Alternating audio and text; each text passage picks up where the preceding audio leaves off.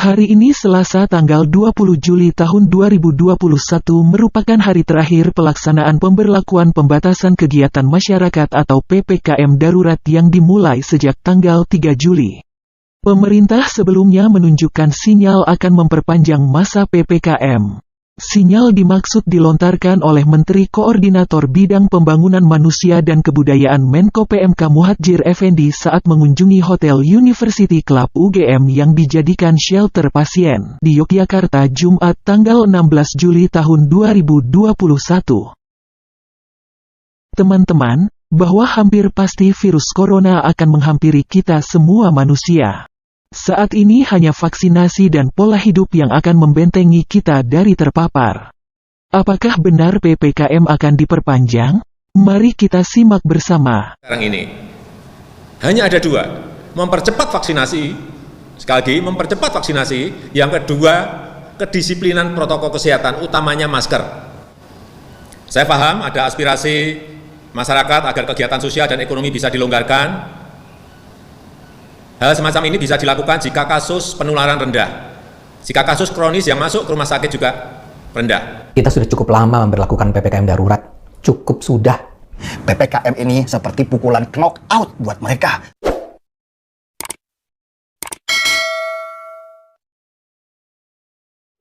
Kita sudah cukup lama memberlakukan PPKM darurat, cukup sudah. Sekarang masyarakat harus kembali diizinkan bergerak keluar rumah. Tidak bisa berdiam diri saja di dalam rumah. Yang bisa berdiam diri saja di rumah hanyalah kaum menengah ke atas, yang punya uang tabungan atau punya saham. Dan ada jutaan kaum menengah ke atas yang menikmati hal serupa. Mereka tinggal di rumah yang luas dengan segenap fasilitas hiburan ini. Tapi coba pikirkan orang kelas menengah ke bawah. Banyak yang nyinyir bilang, mereka yang menolak perpanjangan PPKM pada dasarnya tidak peduli pada kesehatan dan nyawa manusia karena terlalu memprioritaskan ekonomi. Itu tuduhan omong kosong. Bagi mereka yang bekerja di sektor informal atau cuma menjadi pekerja lepas, PPKM adalah kejahatan yang menghancurkan hidup mereka. Mereka bakal kelaparan. Mereka hanya akan memperoleh uang kalau mereka boleh keluar rumah. Ini mencakup pedagang asongan, pedagang kaki lima, supir ojek, buruh lepas, pemilik warung, OB, supir taksi, tukang parkir, dan sebagainya, dan sebagainya. Mayoritas warga miskin itu bekerja di sektor tersebut. Kalau mereka tidak boleh keluar rumah, mereka dapat hidup dari mana? Ini kan tidak bisa diterapkan di Indonesia. Mana sanggup pemerintah menanggung gaji karyawan swasta? Mana sanggup pemerintah menanggung pendapatan para pekerja di sektor informal? Pemerintah tidak akan sanggup. Kita harus belajar hidup bersama corona. Kita harus belajar hidup normal dengan kesadaran bahwa corona ada di sekitar kita. Kita beradaptasi. Dan sejarah umat manusia mengajarkan bahwa manusia selalu bisa survive dengan beradaptasi terhadap lingkungan di sekitarnya. Kita harus sadar bahwa corona akan ada hidup terus bersama kita, sepanjang hidup kita. Sekarang sudah terbukti bahwa bahkan vaksin corona yang semula kita harapkan bisa menjadi penyelamat, ternyata juga tidak 100% ampuh. Apakah ini berarti kita harus menyerah? Berkurung diri di rumah sembari mengharapkan keajaiban terjadi? Berkurung di rumah sambil menunggu bantuan sosial? Jawabannya adalah tidak bisa. Kita memang harus beradaptasi. Vaksin hampir pasti membantu memperkuat antibodi kita menghadapi virus, tapi itu sama sekali tidak cukup.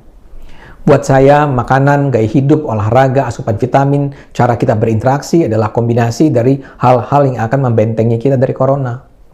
Corona itu hampir pasti akan tiba di tubuh kita. Tapi kita bisa mematikannya kalau kita sudah memperkuat tubuh kita. Lalu salah satu sektor yang paling harus berjibaku bekerja keras dengan mengorbankan nyawa adalah kalangan kesehatan. Untuk itu kita harus menghormati mereka, menyampaikan rasa terima kasih sebesar-besarnya pada mereka, dan sebisa mungkin mendukung mereka dengan berbagai cara. Tapi itu juga adalah bagian dari proses. Namun demikian, jawaban terhadap persoalan ini bukanlah dengan berdiam diri di rumah. Tetapi beda ketika kita masuk fase kedua pembatasan ketat atau dikenal dengan nama PPKM darurat. Ini sudah beda dengan PSBB dulu. PPKM darurat ini sebenarnya adalah lockdown halus yang namanya beda dengan dampak yang sama. Jalan-jalan utama ditutup sehingga teman saya yang supir taksi tadi nggak bisa cari uang. Sisa tenaga orang yang kemarin habis buat bertahan selama PSBB sudah nggak kuat lagi menghadapi PPKM darurat. Inilah yang mengerikan buat saya. PPKM ini seperti pukulan knockout buat mereka. Sesudah dihajar, jatuh bangun selama PSBB yang berlangsung beberapa bulan. Ekonomi mereka kali ini langsung pingsan. Pemirsa, Kamar Dagang dan Industri atau Kadin menilai langkah pemerintah mencegah penyebaran virus COVID-19 dengan memberlakukan pembatasan kegiatan masyarakat atau PPKM membuat iklim usaha semakin terpuruk. Pemberlakuan pembatasan kegiatan masyarakat atau PPKM membuat pelaku usaha harus menelan pil pahit akibat terbatasnya aktivitas warga. Wakil Ketua Dewan Pertimbangan Kadin DKI Jakarta, Sarman Simantorang, mengatakan kebijakan PPKM Jawa Bali menyebabkan pelaku usaha semakin terpuruk. Seharusnya pemerintah memaksimalkan pengawasan penegakan protokol kesehatan di tengah masyarakat untuk menekan angka kasus COVID-19. Apa yang dikeluhkan, apa yang dibutuhkan oleh dari pihak pengusaha, Pak Alfons sudah cerita. Kita juga sudah dengar bagaimana tanggapan dari pemerintah. Tadi Pak Jody selaku jubir dari Kementerian atau Kemenko Maritim dan Investasi sudah memberikan keterangannya seperti itu. Kalau melihat keterangan yang disampaikan, menurut Anda siap tidak sebenarnya pemerintah ini kemudian dalam mempersiapkan atau memberlakukan kebijakan itu? Karena tadi sepertinya belum terlalu banyak rancangan ataupun solusi untuk para pengusaha yang menghadapi masalah di masa ini. Sepertinya belum siap ya. Artinya kan kalau kita lihat ini kan belum ada sosialisasi ya kepada mereka-mereka, mungkin para pengusaha juga belum dilakukan sosialisasi. Karena idealnya kan harusnya sudah ada misalnya dialog gitu ya, dialog, komunikasi publik lah paling tidak, sehingga tahu bahwa ini akan dilakukan namanya PPKM darurat gitu lah. Dalam kondisi itu yang pertama. Yang kedua menurut saya dalam hal ini harusnya pemerintah juga membuat skema-skema. Skemanya apa? Ya tentu misalnya stimulus, relaksasi termasuk soal listrik, pajak dan sebagainya. Karena yang dituju adalah bagaimana supaya para pengelola itu tidak memecat karyawannya. Sempat memaksa melintas meski telah dijaga petugas. Cekcok antara pengendara dan petugas pun sempat terjadi.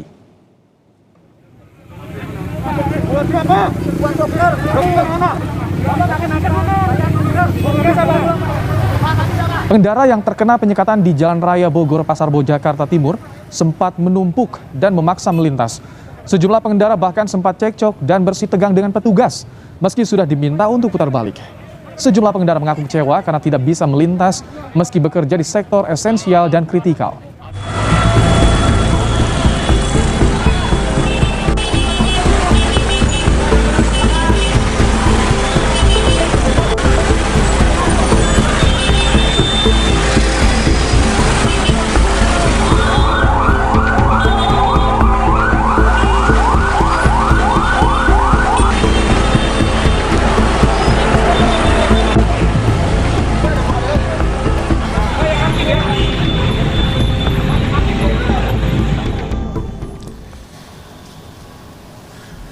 Yang saya hormati Bapak Wakil Presiden, Bapak Ibu dan saudara-saudara yang saya hormati,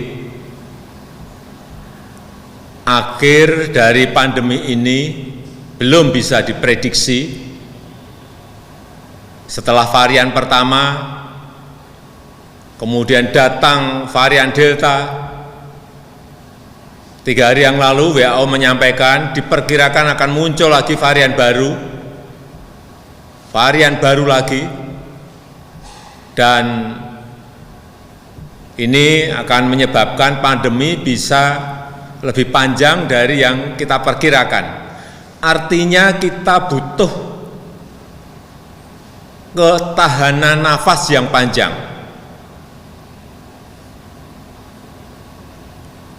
Oleh sebab itu, saya minta kepada gubernur, bupati, wali kota yang didukung oleh seluruh jajaran Forkominda agar semuanya fokus kepada masalah ini, baik sisi COVID-nya maupun sisi ekonomi, dan manajemen serta pengorganisasian adalah kunci. Dan saya minta semua mesin organisasi dijalankan dengan sebaik-baiknya. Kita membutuhkan kepemimpinan lapangan yang kuat untuk menghadapi pandemi sekarang ini. Kepemimpinan yang paham lapangan, yang bisa bergerak cepat dan responsif. Dan kepemimpinan lapangan ini harus kuat di semua level pemerintahan, dari level atas sampai level kecamatan, tingkat kelurahan dan desa.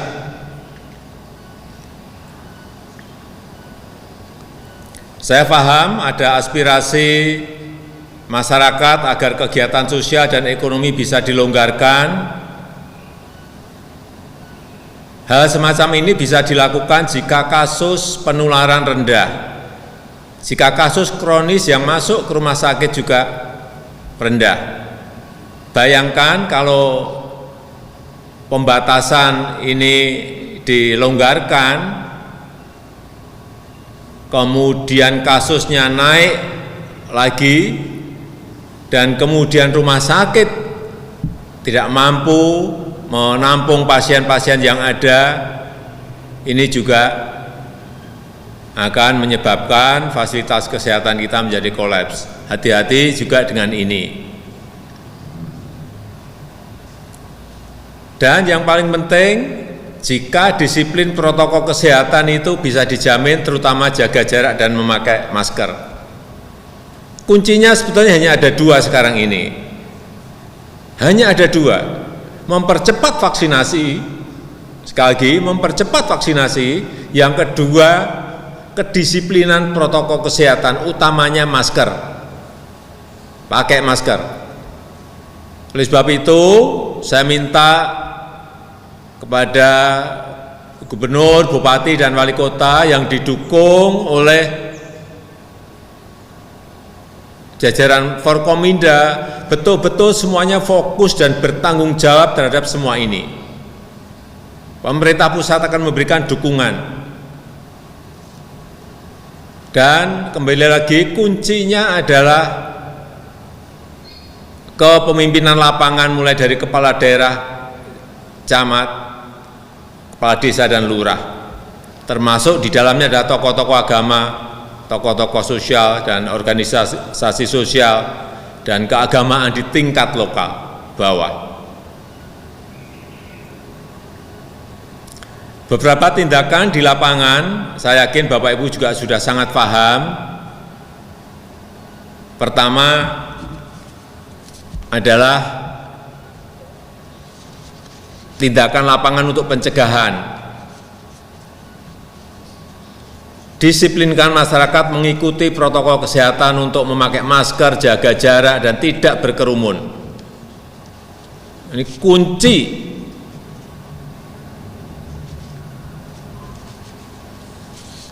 Dan masyarakat juga harus tahu cara mendeteksi dini tertular COVID, kemudian kemana memperoleh obat, dan kemana berkonsultasi.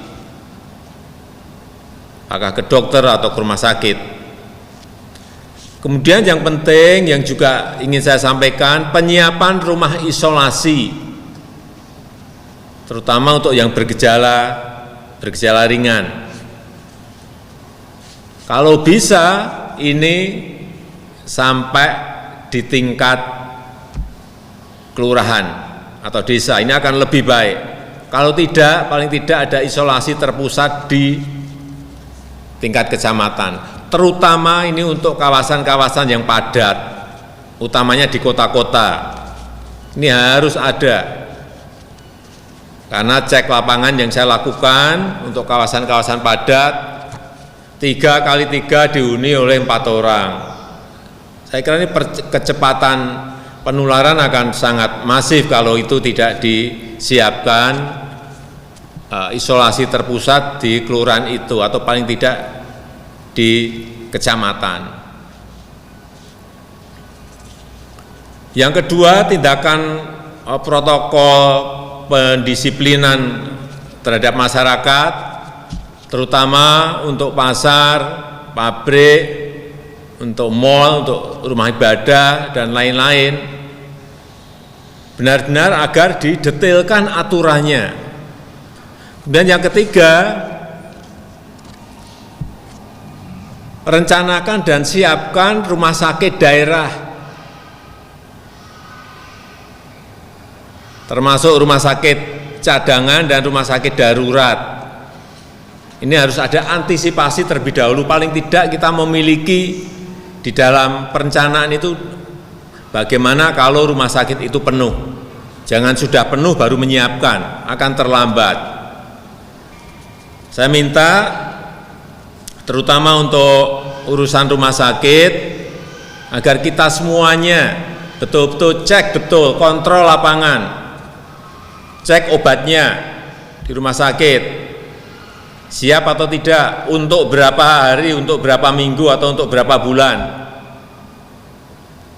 Kontrol dan cek oksigennya, siap enggak untuk berapa hari atau berapa bulan. Cek juga kapasitas bornya, karena masih banyak sebetulnya kapasitas rumah sakit yang bisa dinaikkan untuk COVID. Saya lihat beberapa daerah rumah sakit masih memasang angka 20 atau 30% dari kemampuan bed yang ada. Nah, ini bisa dinaikkan, bisa 40 atau seperti di DKI sampai ke 50 yang didedikasikan kepada COVID. Ini kepala daerah harus tahu dari kapasitas berapa dan harus diberikan pada COVID berapa. Kalau enggak nanti kelihatan rumah sakitnya sudah bornya sudah tinggi banget, padahal baru yang dipakai baru 20%. Banyak yang seperti itu. Yang keempat, tindakan lapangan berikutnya adalah percepatan bantuan sosial dan percepatan belanja daerah. Saya melihat angka-angka ini yang berkaitan dengan dana UMKM, dana bantuan sosial, dana desa. Data yang saya terima untuk anggaran UMKM ada 13,3 triliun. Ini kita lihat untuk seluruh daerah, artinya 514 kabupaten kota dan provinsi. 13,3 triliun. Yang dipakai baru 2,3 triliun. Padahal kita sekarang ini butuh sekali. Rakyat butuh sekali, rakyat menunggu. Sehingga saya minta ini agar segera dikeluarkan. Perlindungan sosial, Perlinsos, ada anggaran 12, di catatan saya 12,1 triliun. Realisasi juga baru 2,3 triliun. Belum ada 20% semuanya. Pada rakyat menunggu ini. Kemudian juga dana desa. Ini 72 triliun total, yang dipakai untuk BLT desa itu 28 triliun. BLT desa totalnya 28 triliun. Tetapi yang realisasi, yang dipakai baru 5,6 triliun. Juga kurang dari 25%. Ini yang saya minta semuanya dipercepat. Sekali lagi, dengan kondisi seperti ini, percepatan anggaran sangat dinanti oleh masyarakat. Saya rasa itu yang bisa saya sampaikan pada kesempatan yang baik ini.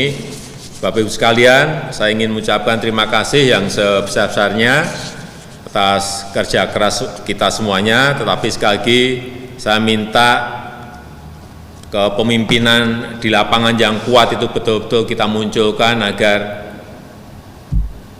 rakyat tahu bahwa kita berada di kanan kiri mereka. Saya rasa itu yang bisa saya sampaikan. Terima kasih. Wassalamualaikum warahmatullahi wabarakatuh.